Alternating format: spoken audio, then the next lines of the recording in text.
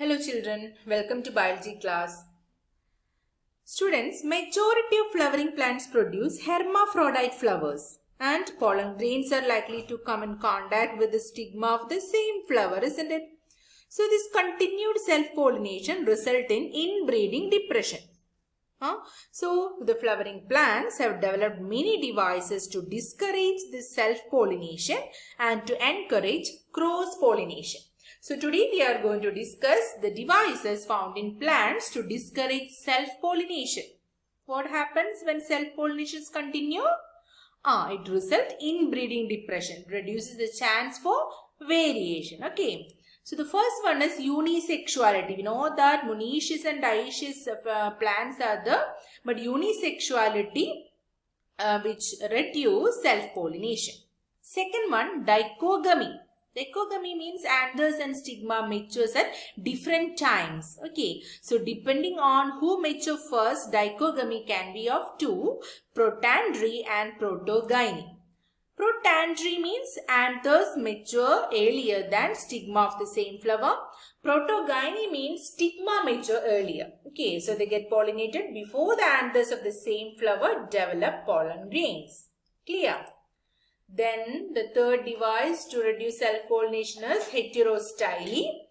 In some plants like oxalis, the stigma and the anthers are placed at different levels. Okay, so this prevents the pollen from reaching the stigma and pollinating it. Then the fourth one is pollen prepotency. In this mechanism, the pollen of a different flower germinates faster than the same flower, thus preventing autogamy, self-pollination. And the last device is self-incompatibility. It is a genetic mechanism, okay, and it prevents self-pollen from fertilizing the ovule by inhibiting pollen germination or pollen tube growth in the pistil. So these are the outbreeding devices developed by plants to discourage self-pollination. Okay. And the next topic is pollen-pistil interaction. We know that pollination does not guarantee the transfer of the right type of pollen, isn't it? Pollen of the wrong type, either from other species or from the same plant, also land on the stigma. So the pistil has the ability to recognize the pollen, whether it is of the right type or wrong type. If it is the right type, the pistil accepts the pollen and promotes the post-pollination events that leads to fertilization. If the pollen is of wrong type, how it rejects?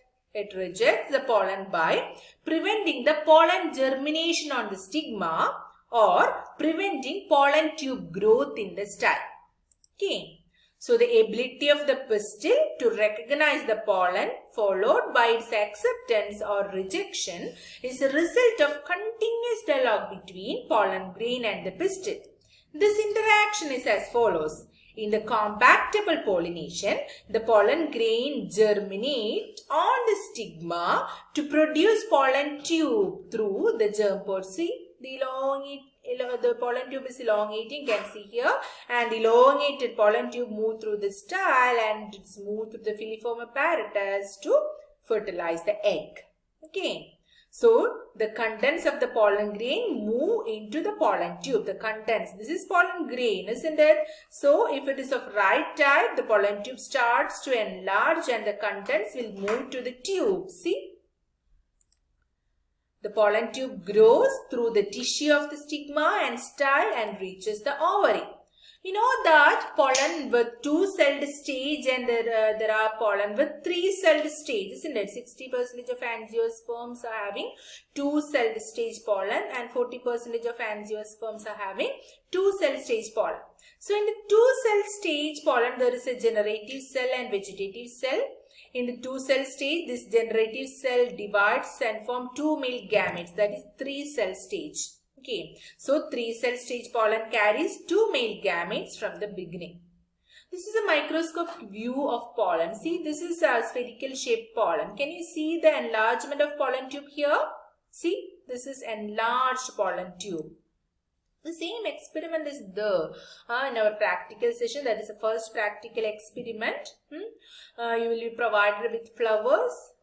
You have to take its pollen grain and you have to dust it over a slide, and an organic solution will be provided, and while you adding that organic solution within 2 to 3 hours, you can see the formation of pollen tube. This is the first stage. Here you can see spherical shaped pollen tube. See here you can see the pollen tube starts to emerge. Can you see, children? See, in this pollen and this pollen you can see. And this is stage 3. The pollen tube is enlarged. Here it is a long pollen tube you can see. This is a microscopic view of pollen tube development. The first slide, second slide, third one, and the final stage. Clear? So after reaching the ovary, the pollen enters to the ovule through the micropyle and enters into one of the synergy through the filiform apparatus. We know that here in this micropylar end there are 3 cells, isn't it? Which are the 3 cells? 2 synergids and 1 egg cell. Synergids are having filiform apparatus. This filiform apparatus gates the entry of pollen tube to egg cell through that synergy. Okay. So pollination, pollen adhesion on the stigma, pollen hydration, then pollen germination, then pollen tube entry into the stigma, pollen tube growth through the style, pollen tube entry into the ovule through the synergies. Clear? This is pollen pistil interaction. Okay. Then we discussed about self-pollination, cross-pollination, etc. If the breeder is interested in cross-breeding, he can produce superior varieties, isn't it? So, artificial hybridization is one of the major approaches.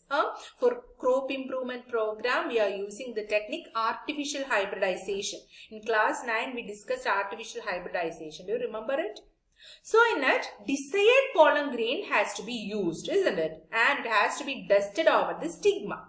It is achieved through 2 processes. The first one is emasculation. Second one is bagging. Okay. So first of all, let's discuss emasculation. If the female plant bears bisexual flowers, removal of anthers from the flower bud before the anther dehisces. Okay, it is done by using a pair of forceps. So we will remove the anthers and we dust the pollen grain of good variety. Okay, so the removal of anthers using a pair of forceps are known as emasculation. Okay, next process is bagging. The emasculated flowers have to be covered with a bag of suitable size to prevent contamination of its stigma with unwanted pollen. Okay. So when the bagged flower attains receptivity, desired pollen can be dusted over it. Okay. So in case of unisexual flowers, no need of emasculation. Only bagging can be done. In the case of bisexual flowers, we have to remove the anthers using a forceps and here to dust the pollen of good varieties, and we will bag it using a polythene cover. Okay, so these are the 2 steps we are using during artificial hybridization method to produce high yield varieties. Okay, then the next topic is double fertilization. Double fertilization we had discussed in class 11. What is double fertilization? Pollen tube releases 2 male gametes into the cytoplasm of the synergid, isn't it? 1 male gamete combined with the egg cell fuses with its nucleus and completes syngamy. That is the first fertilization, the normal fertilization. And it results the formation of the diploid zygote, isn't it? And 1 more male gamete is there. What will be the fate of that gamete? The other male gamete move towards the polar nuclei located in the center cell, isn't it? And produce a triploid primary endosperm nucleus. Why it's ploidy is 3N, triploid, children? Already it is having 2 nucleus. The polar nuclei located in the central cell is 2N, isn't it? This 2N combined with one more N, that is chromosome. That's from the male gamete, it will become 3N. That is a second fertilization. Okay. So the central cell become primary endosperm cell and develops into endosperm. Okay. So this is a center cell. Yeah? And this is a synergy. Okay. So explain double fertilization again. We know that through the synergy, the male gamete, two male gametes are reaching on the ovule. One will combine with the egg. So, egg is having n number of chromosomes and one male gamete is having n number of chromosomes. So, n and n combine to form 2n. Diploid zygote will form here, and one more male gamete is there. Already the central cell is having 2n number of chromosomes. It combined with one male gamete, so triploid endosperm will form. So first it formed primary endosperm nucleus and in future it become endosperm. Okay, so that's about double fertilization. So today we discussed 3 topics: outbreeding devices, pollen pistil interaction and double fertilization. Read the textbook thoroughly, okay, and answer the test question. Thank you, children.